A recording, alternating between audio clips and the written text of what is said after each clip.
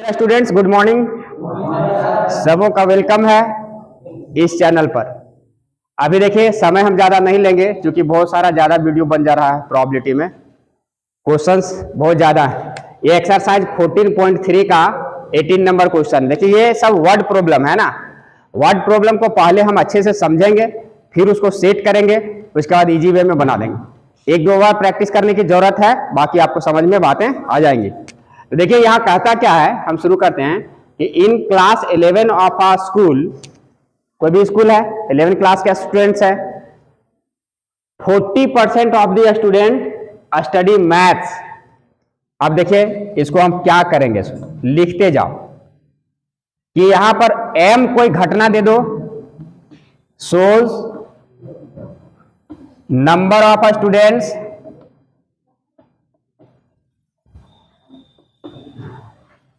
Study maths, है ना। ये क्या दिखा रहा है, हम कोई इवेंट बता रहा है जो नंबर ऑफ स्टूडेंट्स मैथ्स का। तो यहां पर देखिए कितना है, 40%। अब यहां से इसका अगर हम प्रोबेबिलिटी निकालेंगे कि मैथ्स पढ़ने वालों की प्रोबेबिलिटी कितनी है, तो 30/% 100 हो जाएगा। परसेंट मतलब क्या होता है, सैकड़ा। तुलना कहां से कर रहा है, पर 100 से, सॉरी 40%। हाँ मैथ्स का यहां पर है 40%, हाँ यहां से 40%। एंड 30% स्टडी बायो, तो हम बायो को बी से डिनोट करते हैं। तो इसका प्रोबेबिलिटी लिखिएगा कि बायो पढ़ने का जो प्रोबेबिलिटी है वो 30%, तो ये 30/100 हो जाएगा, होगा ना। इसके बाद फिर पढ़िए कि 10% study both maths and bio. तो यहां एंड आ गया, वहां पर क्या होगा, मैथ्स एंड मतलब इंटरसेक्शन बायो। इसकी संख्या जो है सो 10% है। तो दोस्तों ये 10/100 हो जाएगा। इतना दूर तक हम निकाल लिए। अब क्या करना है, if a student is selected at random from the class, तो find the probability that he will studying maths और बायो। तो और जहां पर लगा हुआ है, इसका मतलब क्या निकालना है, यूनियन निकालना है। सो प्रोबेबिलिटी ऑफ मैथ्स और मतलब यूनियन बायो, इसको हमको निकालना है। तो चूंकि प्रोबेबिलिटी ऑफ अगर कोई भी ए यूनियन बी रहे तो ए के जगह एम है और बी के जगह बी है, कुछ भी रह सकता है, यूनियन बी। तो इसको हम लोग क्या लिखते हैं, probability of M, probability of B और minus probability of M intersection B. TM का वैल्यू दिया हुआ 40/100 प्लस 30/100 माइनस 10/100। इसका एलसीएम देखिए 100 आएगा, और यहां से 40 प्लस 30 माइनस 10, मतलब 70 में 10 घटेगा तो 60/100। 1 0 1 0 कट गया। इसका मतलब ये, इसको काट देंगे, 2 3 जा और 2 5 जा, तो ये कितना आ गया, 3/5। तो देखिए कि probability that he will studying maths और बायो मतलब यूनियन, ये दोनों का प्रोबेबिलिटी कितना निकल गया, 3/5। ओके।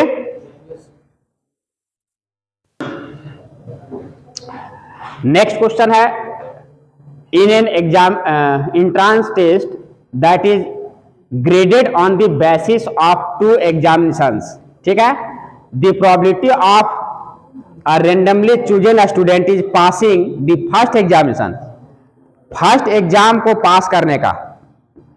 तो हम इसको फर्स्ट एग्जाम को E1 मान लेते हैं, एग्जामिनेशन 1, इसको पास करने का जो है प्रोबेबिलिटी है 0.8।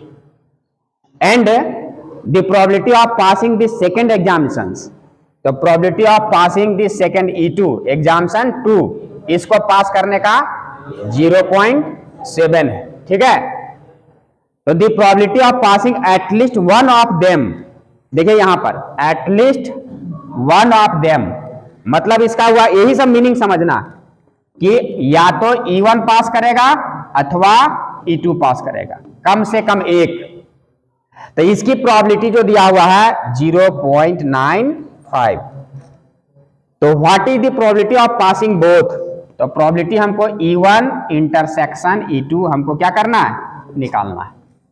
अब बताओ कैसे निकलेगा? तो चूंकि हम फॉर्मूला पढ़ चुके हैं, E1 यूनियन E2 बराबर probability of E1 plus probability of E2 minus E1 intersection E2। Okay, this implies, इसलिए ये 0.95 है, ये 0.8, 0.7 और ये तो निकालना है, ठीक ना।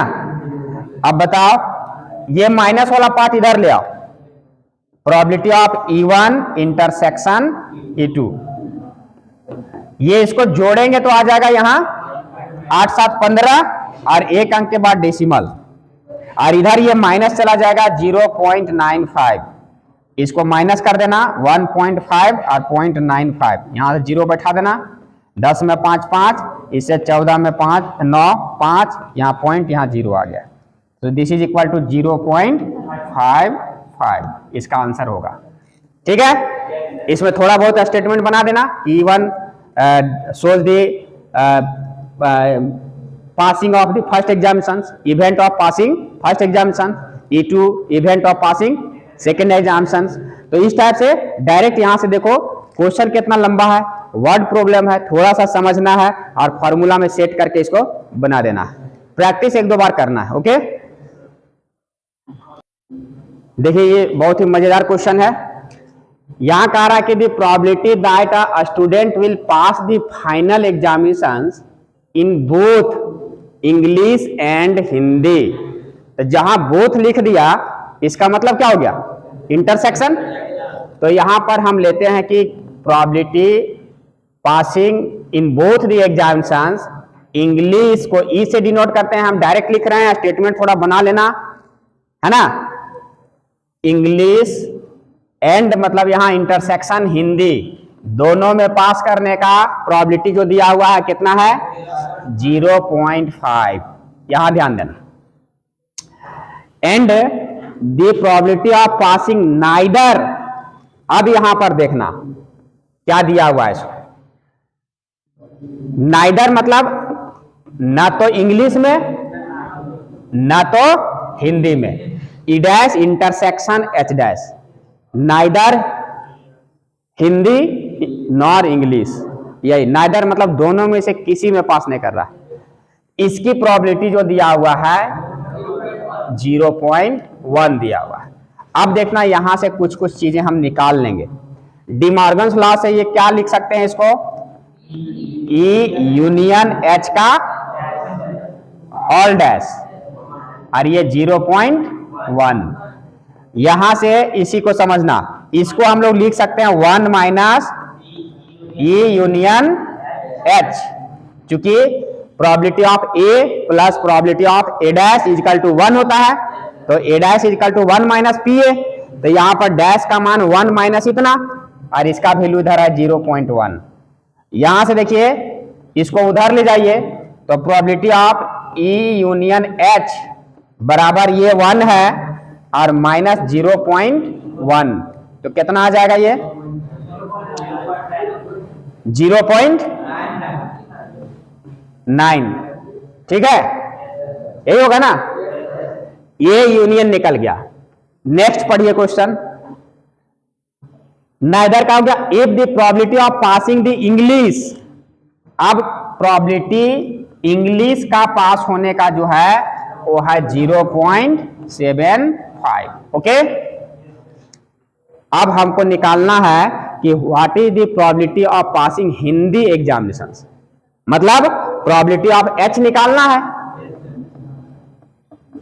ये निकालना है। तो इसको चूंकि यहां से अगर हम फॉर्मूला लिखेंगे तो इंग्लिश यूनियन हिंदी बराबर probability of English, probability of Hindi और प्रोबेबिलिटी ऑफ इंग्लिश हिंदी, यही ना। इसलिए यूनियन का वैल्यू यहां से 0.9 आया है, 0.9।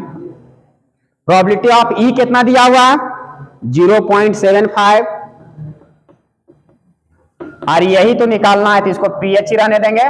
और इंटरसेक्शन का वैल्यू यहां से देखिए दिया हुआ है 0.5।